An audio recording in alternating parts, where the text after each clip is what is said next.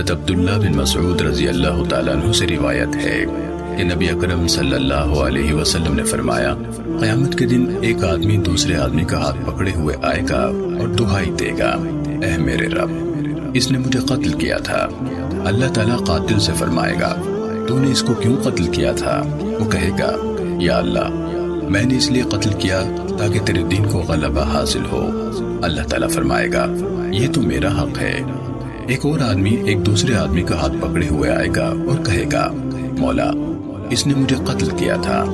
اللہ تعالیٰ فرمائے گا، تو نے اسے کیوں قتل کیا تھا؟ وہ کہے گا، اس لیے کہ فلاں کی عزت اور غلبہ قائم رہے۔ اللہ تعالیٰ فرمائے گا، عزت تو اسے نہیں مل سکتی۔ پھر وہ قاتل اپنے گناہ سمیت لوٹے گا، یعنی اپنے کیے کی سزا پائے گا۔ سنن نسائی حدیث نمبر 4002۔